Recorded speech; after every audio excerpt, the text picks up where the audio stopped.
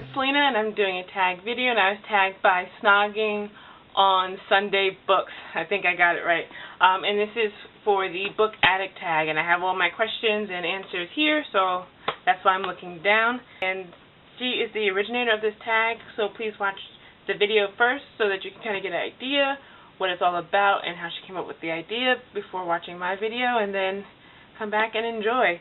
So there are a couple of questions I'm going to answer, and then I will score myself based on how I answer these questions, and then that will determine if I'm book addict or not. So we're basically just stating the obvious here. So we know the answer is going to be, right? We know. Question 1. Do you ration your reading? I ration my reading, but not in the sense that I try to, slow down as I get to the end. Once I get like 50% done with the book, I need to devour it so that I can get to the end, because I just kind of want to know how the author ties everything and all the loose ends together. Or if it's a poorly written book, I'm hoping that the last half gets better. So I ration my reading in that way. Number 2. You find yourself dropping characters' names into everyday conversations like they're friends. I don't do this so much with characters, although I do bring them up a lot in conversation, just like as examples of human nature, although they're not really human. But I do this a lot with authors. Like sometimes I talk about Jane Austen like she's, a high school friend of mine. You're like, oh, you remember that time when Austen wrote that thing and, we laughed? It was funny, right? Number 3, you can't wait for the weekend because there's more time to read. Yes, and I usually can't wait to get off of work. I'm like, 5 o'clock rolls around, I get off at 5:30. 5 o'clock rolls around, I'm usually already in my book and I'm reading and can't wait to get home to keep reading. Although I find that lately my weekends have become more busy. And so I think I'm going to get more reading done than I actually do, which is kind of sad. Do you get a little defensive about your favorite authors? Yes, I do. Again, Austen, I will defend her to the death. And there's this line in You've Got Mail with Tom Hanks and Meg Ryan where he makes some flippant remark about Pride and Prejudice, about Elizabeth Bennet and Darcy, and she goes something to the effect of, "What do you mean it wasn't personal? All that means is that it wasn't personal to you, but it's personal to me.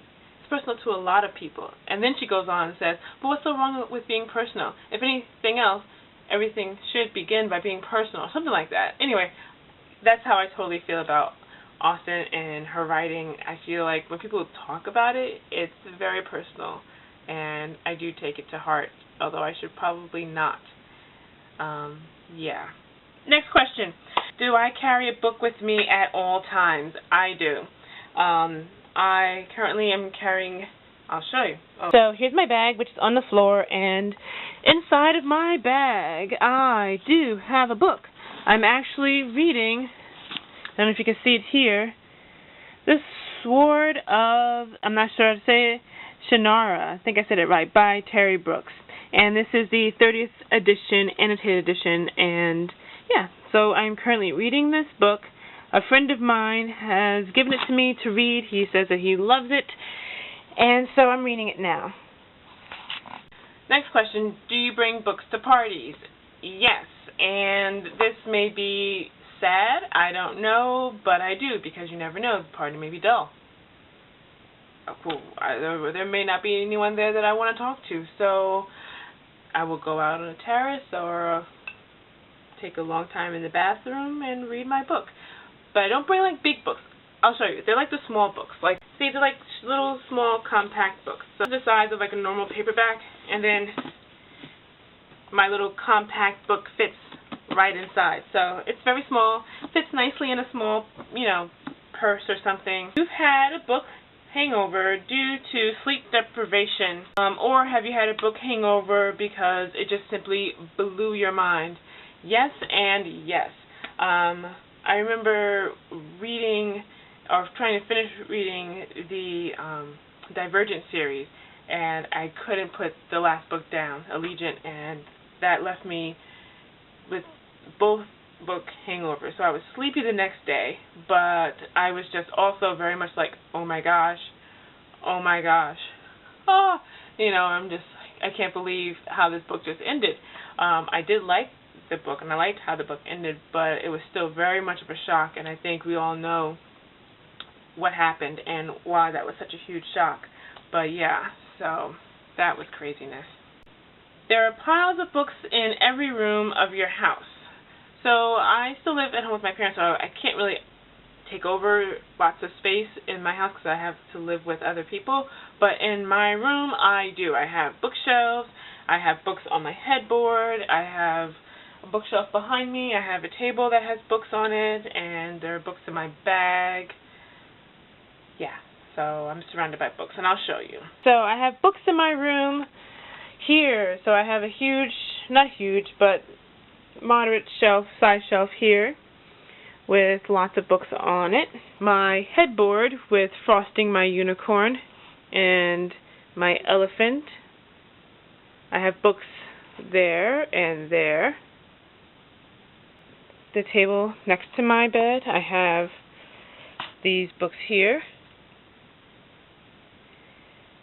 And then I have the shelf over here, which is half obscured, but I only have books on the top shelf and then this shelf right here. So I have books over here and over here. And then there are actually books on the other side, but I'm not going to show you because this just takes too much work and effort.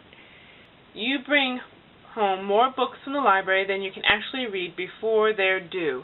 I sometimes have that problem, but I don't currently have that problem now. I do have 2 books, one of which I read, one that I haven't read, and that I need to take back to the library because they are overdue, sadly.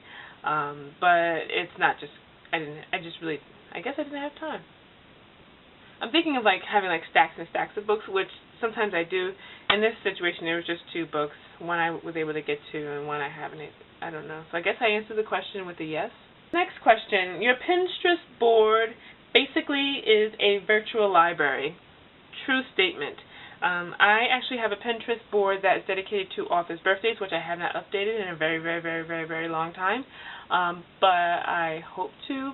Right now, it's just authors separated by month, and you'll see, their most famous book title on the board for the month that they're born in. That makes sense. Next, you wear your love of reading. I don't have shirts or anything, but I do have this lovely bracelet that I got at a JASNA, which stands for the Jane Austen Society of North America convention in New York City, and it is a beautifully made bracelet. It's starting to get brown around the edges just from where I've had it for a number of years, and the other side has lovely beading, but the buttons read, I love Jane. I love Jane. You have multiple copies of the same book. Yes, and I will show you. It's quite sad. Can't help it, and I'm not going to make any excuses for myself. So I have multiple copies of many books. I have 2 copies of Little Women, and they're older copies, and I like it that way. Then Austen is a problem. I have Pride and Prejudice, Mansfield Park, Pride and Prejudice, Mansfield Park, Northanger Abbey. So I think I only have one of Northanger Abbey. I have another edition of Mansfield Park, Persuasion, Northanger Abbey. So I have 2 Northanger Abbeys now. Another edition of Persuasion, another edition of Persuasion, another edition of Pride and Prejudice, and then Sense and Sensibility over here, and another Sense and Sensibility. But wait, there's more. I have Jane Eyre, Jane Eyre, Jane Eyre, Jane Eyre. And the last question. When a book ends badly, you take it personally. I don't take it personally, although I do think less of the author. So then next time I go to the bookstore or I hear of that author publishing a new book, I'm a little bit more hesitant to read that book or to purchase that if their previous book went badly. So I don't take it personally. I don't feel like it's a reflection on me or whatever. I feel like it's more of just author's problem. I don't know. So I guess I'm answering that question in the negative.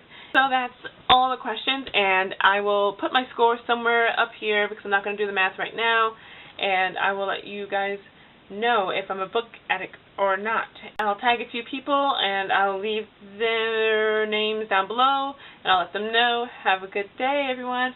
Bye.